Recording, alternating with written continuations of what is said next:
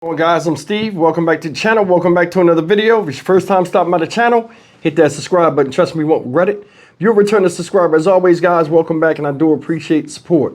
Guys, late Thursday night, which is almost 48 hours ago, we had broke the news about an hour after it came out about a disappearing plane out there in Alaska headed toward Nome, Alaska. And supposedly this jet had 10 passengers on it, and news broke last night that the plane was found, and that there were 3 people found dead inside of the plane. Well, more news has come out about this crash in Western Alaska, in which all 10 people, all adults, were found deceased. You know, prayers and condolences go to their family. The plane supposedly took off from Unalakleet, Alaska, heading towards Nome, Alaska. Now, I said this plane was found yesterday 35 miles southeast of Nome. After it crashed in the ocean, according to the pictures that you see up here, the plane crashed 34 miles southeast of Nome. I guess they found some land. More information has come out as far as the plane that seemingly disappeared off the radar, that the plane was waiting to land, and they were just in a circular pattern waiting for them to clear the airfield because it was near whiteout conditions. Take a look at what they got so far. NBC News aviation correspondent Tom Costello joins us tonight with the breaking news. Yeah, Tom, this news breaking as we come on the air. The Coast Guard reporting that they have just identified what appears to be the remains of this plane 34 miles southeast of Nome, Alaska, in what looks like a snowy, icy field. 3 people on board were discovered, and they're deceased. No word on the other 7 who were on board.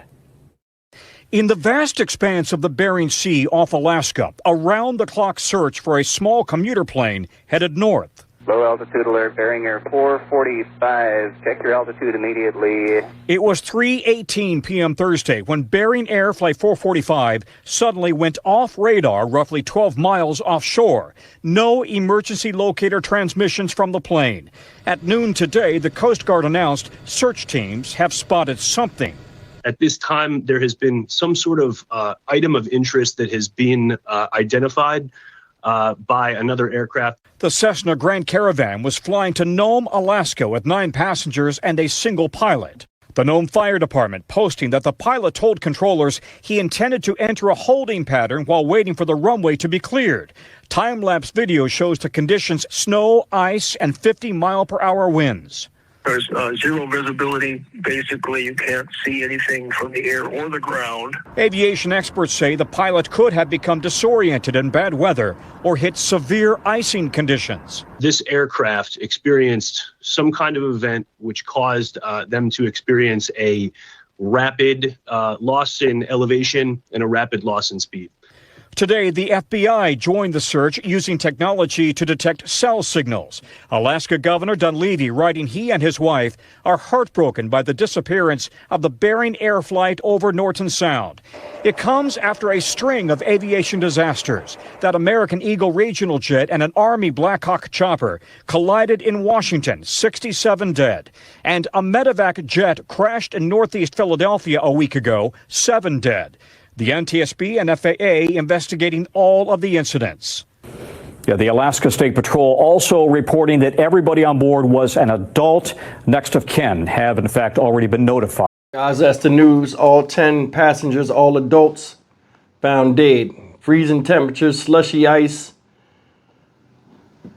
Rescue recovery workers had worked tirelessly to find it. And it says the U.S. Coast Guard, Alaska, said that they have located the plane matching the description 34 miles southeast of Nome, Alaska, like we spoke about before. I don't know. I thought the plane landed in the ocean because they said they lost radar transmission from the plane over the Bering Sea. Now, I don't know if y'all know about the Bering Sea. We was talking about this yesterday with a couple of people. Was asking me about this. That's where they get king crabs out of. That water icy cold. You hit that water, you ain't finding the plane most likely because a lot of people don't understand. Yeah, this plane carried 10 people. This is a small plane compared to what's, usually people travel on. And planes like this, they usually fragment. If you look at the picture up here at this plane, it just crumpled all to hell. And pilot landed on land, don't have no radio transmission, don't know. I don't know if this plane has it'll have a flight recorder from the audio, but that other flight equipment recorder and stuff like that type of stuff, it might not have that on it. Because a lot of times when they show these planes, you have to have a certain amount of passengers for it even be considered worthy enough to have a data recorder on it. And that's the thing. All planes that go in the air need to have a data recorder on it because all planes going in the air can what? Eventually crash. Says a winter advisory warning is now in effect until 9 o'clock Sunday. So I guess, and this is the thing. Alaska's a place that is just rough to even live there. Harsh winters, so on and so forth. I wonder if they was even advised not to even get in the air, or is that they gauge the way their flying regulations differently than other places because of the temperatures and the way the winters are up there. See, the thing about Alaska, they have their own railway mail delivery system. They got, so I don't know how they flying criteria is different than other places because of the weather conditions these people endure by living up there. So I don't know.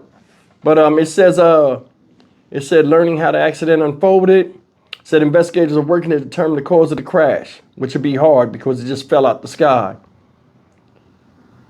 It says the Cessna aircraft operated by Bering Air was about 12 miles offshore when its position was lost, according to the Coast Guard. The aircraft experienced some kind of event which caused them to experience a rapid loss in elevation and rapid loss in speed around 3:18 p.m. Thursday.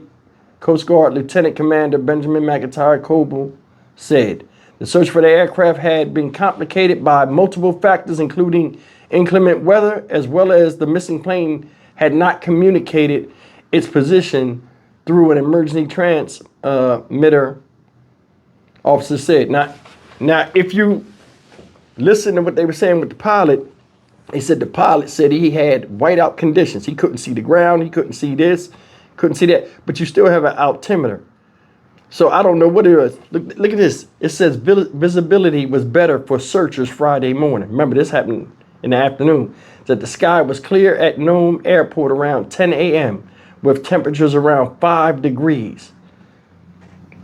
The National Guard and Coast Guard added helicopter search teams in the effort Friday morning, while another Coast Guard C-130 landed in Nome to assist with the search, the fire department said. It's rough, man. May all these people rest in peace. This is just another one of these catastrophes we're seeing.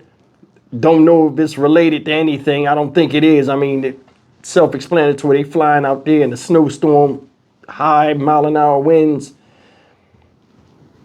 Stuff like this can happen. But like I said before, man, my prayers and thoughts go out to the victims and the victims' families. I'm Stock Market Steve for the Dynamic Reason channel. As always, like, comment, share, and subscribe. I ain't gonna lie to you. Seeing all these different things happening with these planes, and then all of a sudden now it's starting to affect trains. A train caught on fire. Even if it's not coincidence, it makes you think about your travel arrangements that you make. And a lot of us have no choice but to go and do things. A lot of y'all are saying, hey, Steve, don't fly, don't do that. Listen, I got to do what I got to do. You know what I mean? If it was an emergency in Jersey, I would have to fly. But, it all comes down to your time and how you got to be, where you got to be, and when you got to be there at that time. But come on, man. Come on. Another disaster at the time. We don't need it. There was a plane crash in Brazil I didn't cover.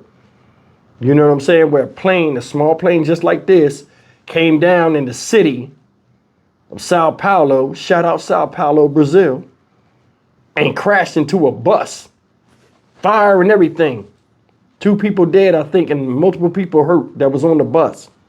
It's like stuff all of a sudden mechanical that needs maintenance, all of a sudden is just falling out of the sky. But I mean, come on, man.